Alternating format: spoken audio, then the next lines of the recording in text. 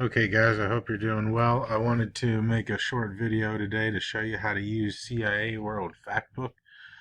This is a good site to use for a lot of the research we're going to do for the rest of the year. You're going to do an assignment with a European country, and you're going to need to use the CIA World Factbook. So this will be in the resource section of Google Classroom, and if you want to find a country, you select down from this bar. Choose a country. For this tutorial, we'll use the United States. So it's important, if you're not going to use the link from Google Classroom, that you type in the CIA World Factbook, because if you just type in CIA, you'll go to a different website and you won't be able to find the information. So you have flag, map of the state or nation, and then these tabs give different information. So the introduction, when you research a country, it's good to research the background.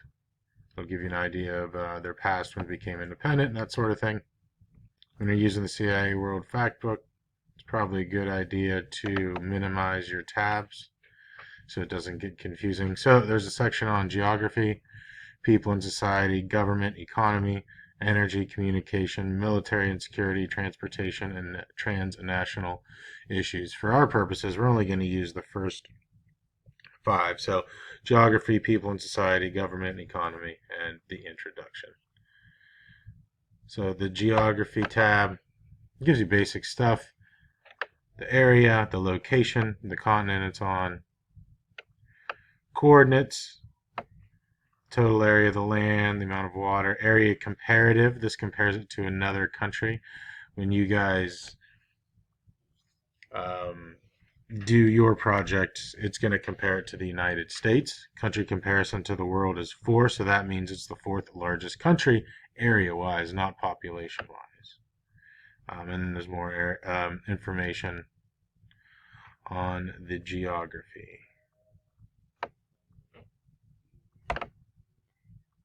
People and society, you're going to find population. Country comparison, the world is 3rd. That means the United States is the 3rd biggest country. Nationality, there's ethnic groups.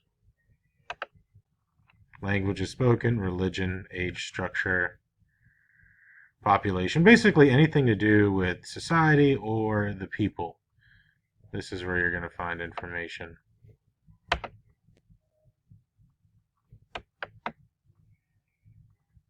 Information on the government. So the name of the country, the capital, administrative divisions, that would be states for us, dependent areas, territories, Independence Day, Constitution.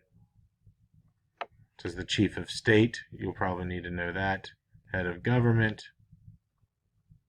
information on the government.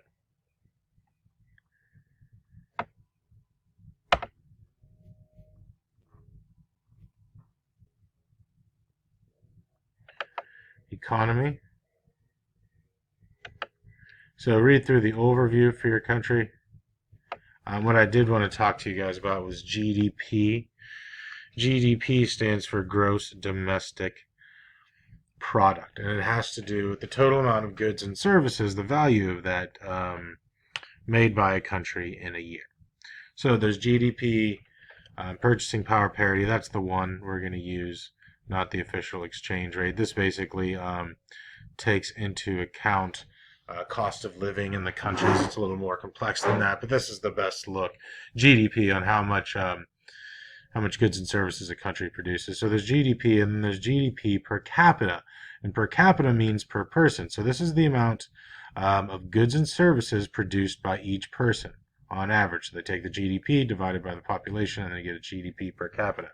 And this is a better look at how developed a country is and how productive a country is. The higher the GDP and the GDP per capita, the more developed. The United States, the 2nd biggest GDP, and the 19th biggest per capita.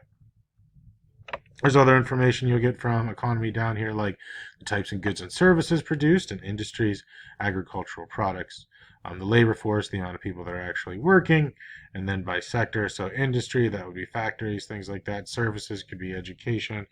It could be an accountant, a mechanic, a waiter.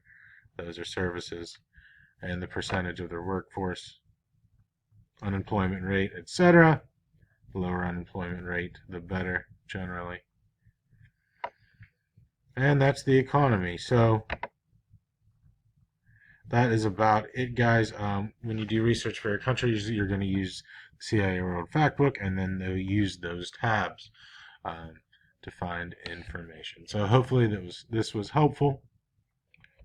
Good luck on your project.